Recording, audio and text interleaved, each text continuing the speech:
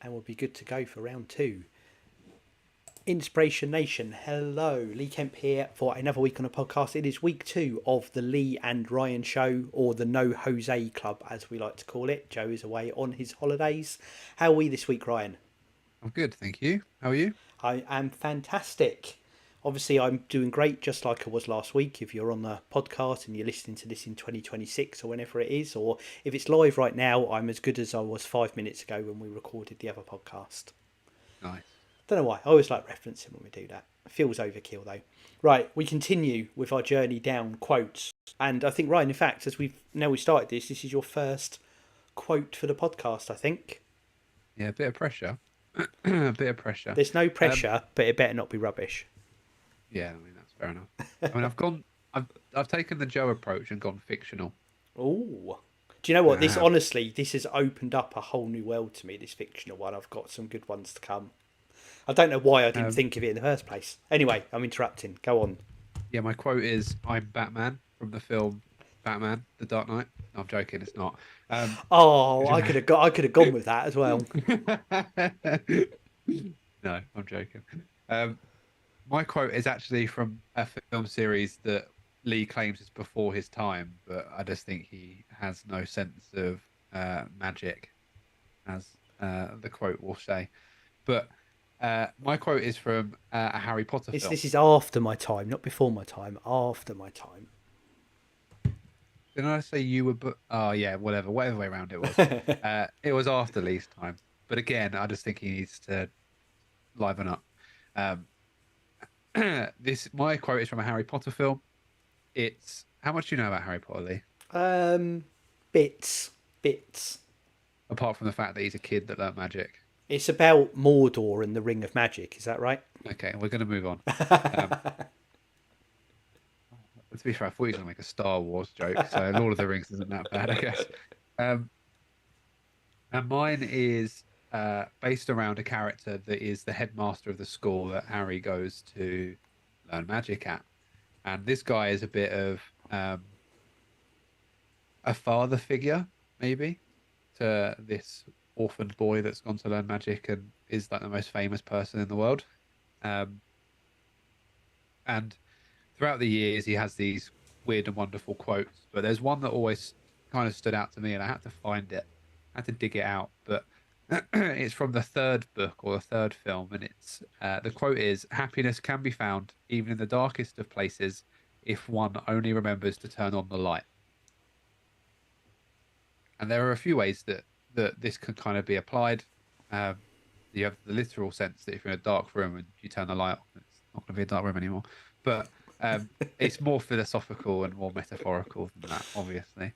So there's multiple ways that you kind of interpret this and kind of have it kind of manifest or affect your light. You know, there's different ways of perceiving or um, having perception of different things. For example, if you're met with a mountain of work and you feel like you're not getting through it, just switching your perspective is something that this quote kind of helps me do sometimes. It just helps me kind of flip the switch to kind of where I was to where I kind of where I am. So rather than having a mountain of work, I can look at the other mountain of work that I've completed as an example, and it's about being on sometimes I reflected to it to being on a journey of kind of getting to a destination and not just about the sole um end of the travel.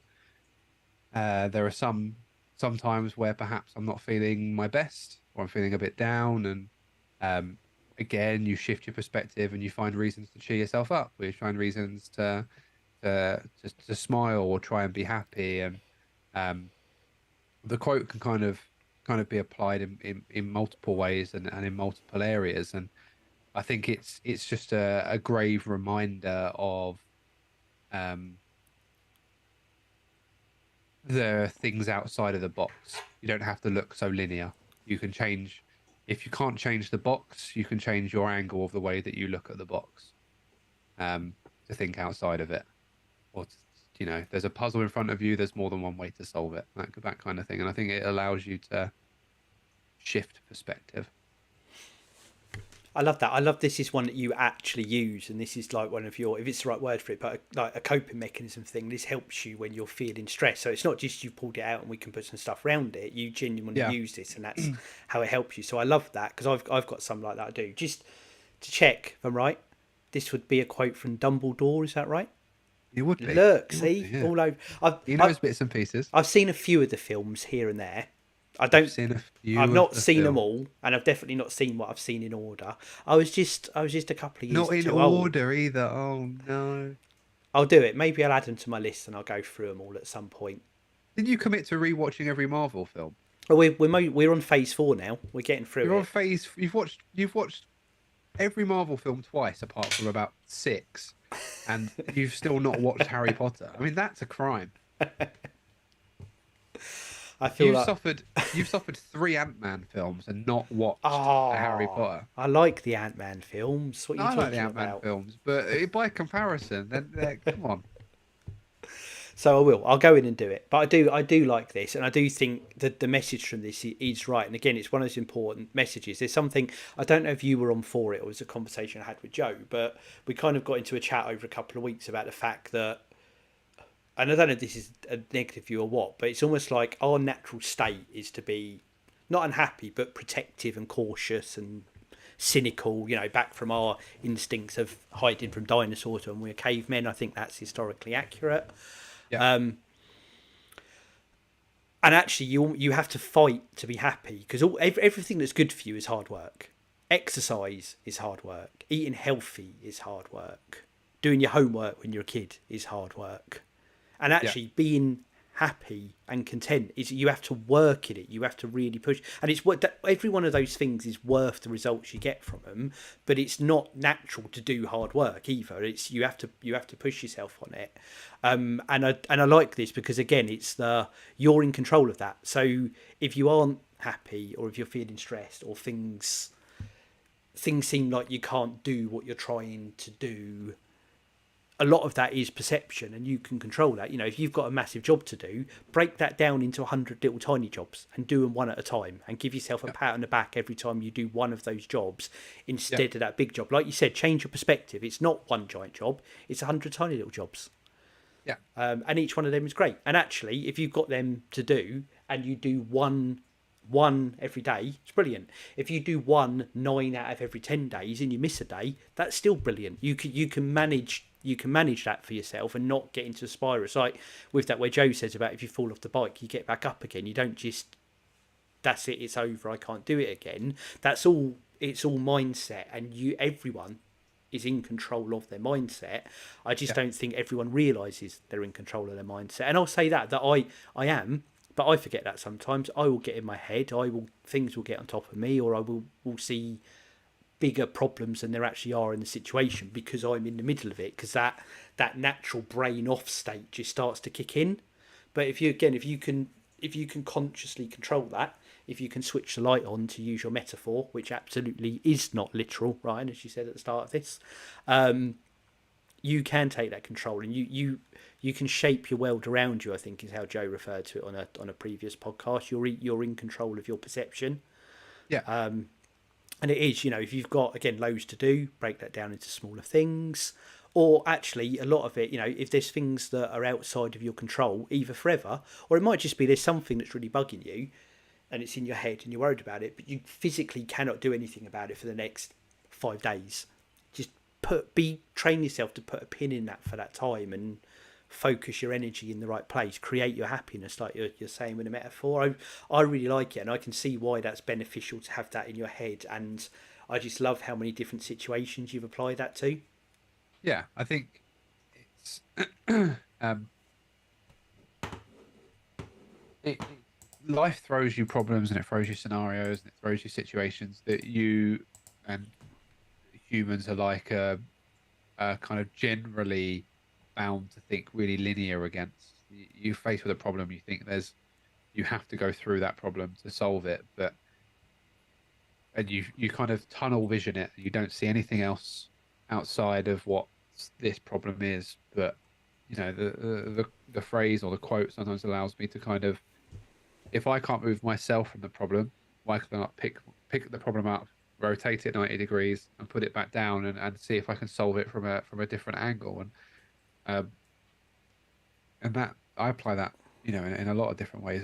There's many different ways that I often say there's more than one way to skin a cat, which is a phrase that I probably would put into this series, but it doesn't have an author, I don't think. So I couldn't. But there are more than loads more than one ways I said that terribly, but there's loads of ways that you can do things, and it's about not even being clever enough, but it's about being astute enough to try and find ways about it. And it isn't always a straight line. It might be try problem one, you get 10% of the way through it, and you have to dive off to the left to try a solution two that gets you another 30%, and you have to dive left again or right again, it gets you another 5%. There's not always going to be a linear way to do things, and not all roads are straight. The Romans didn't have it right. Not all roads are straight. Some have bends in them, some have turns in them, but it still gets you from point A to point B. So why should problem solving be any different? I saw there's a great one of the pictures that does the rounds a lot, probably on LinkedIn and Twitter and stuff that I see. It's where it's got a graph where it says what people think success looks like, and it's a bar graph where you just get up in a line, and it's what it actually looks like. And like you said, it's up, down, left, goes in a loop, goes back on itself, and that for everyone that is what it looks like. But when people are at the end of that, that's all people see, and they think it was quite a nice straight journey to get there, which is very rarely, if ever, the case for anybody. The case. Yeah, no, I agree. And if it is the case, you probably just haven't hit that bump yet. Yeah. But if you know that, if you accept that in your head, if you know that's a truth that's going to happen, it stops the stress of worrying about it when it happens. It's one less thing to worry about, because people do. I've seen it. There's inevitable things that are going to happen in certain scenarios, but people spend a lot of time and energy trying to almost avoid the inevitable rather than accepting it and working with it. Yeah. Agreed. Which again, I think that is a big extension of that. Again, you control your perceptions in your reality by how you perceive it. Exactly that. This is really good for a Harry Potter quote, Ryan. I'm quite surprised. For a Harry Potter quote, I can't stand this. What? You're it's almost blasphemy. So these books are about a wizard, right? Yeah. And he wears a cloak. Sometimes. And he looks for the sword in the stone. Yeah, well, it's funny you say that, because the first two books are about finding a sword and the stone. Funnily enough, you're trying to be funny. It isn't landing, but you're kind of being factual. A philosopher's stone, some might say. Some might say, or a sorcerer's stone, depending what side of the Pacific. I realise as I say all this, I'm completely in a minority of people who don't know what Harry Potter is. So actually, rather than being, funny, if that's a stretch of the word. Eventually there's going to be a bell curve, right? Or it's going to be like a graph of the total number of people that know Harry Potter, and then it's going to start tailing off because more people are going to have been born after it and therefore not have an interest in it. It's going to be like the 21st century version of Star Wars or something. I was going to say, like when you said to me the old trilogy, and what you meant was the prequel trilogy, which is not the old trilogy. I was like 20 when that came out. Are the films old? Yes, therefore it's an old trilogy. Not in my head, it's not. It was still only 2005 last year. What are you talking about? Yeah. Were you born then? Yeah, I was 10. Oh, okay. It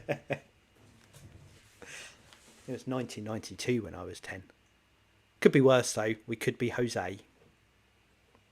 He was 52 in 1992. That's very true. Very true. Right, we've diverted off massively. Ryan, I really enjoyed this, actually. It was a really good concept. I might add this to my bank of coping mechanisms in my head, actually, and hopefully some people out there listening will do the same. Good. As that's what we are here for, to inspire. If you want to help us, support us, inspire, head over to Twitter, follow us at Listen to IN, Listen TOIN, and look out for us on YouTube and TikTok. If you want to join us live, just look for Jose Noya-Inspiration Nation. Hit subscribe or follow, whatever the button is that you need to do. You will be notified when we go live each and every week. And Joe's put there's fantastic content going up every single day as well, so get involved in that. And of course, head over to inspirationnation.org.uk for everything to do with the podcast. And lastly, what I'd say is wherever you are consuming this, whenever it is, however you're listening to this, if it is August 2023, or if it is November 2027, whenever this is, just hit like, hit subscribe, leave us a 5-star review, tell friends and family. Everything helps us, supports us grow with what we're doing, and we really, really do appreciate for everyone. Of course, tell us what you think of the shows. There are a lot of people trawling through the archives now. We'd love you to get onto any of those platforms, leave us a comment, tell us what you like, tell us what you don't like. Obviously, Ryan will be one of those things, but we're stuck with him, and we will do what we can to integrate it into the show. I like you just nod and just take this now. There's not even a fight back. I mean, there's no point arguing with you. That's what I do. I batter people down until they give up, and then it's all right. Yeah. And on that cheery note, I think I'll count us down, and we'll be back next week, possibly with a full complement of us. It depends if we're holidaying again. We shall see what happens. 3, 2, 1. Inspiration Nation. Inspiration Nation. Catch you guys later. See you guys later. That's done. That's done.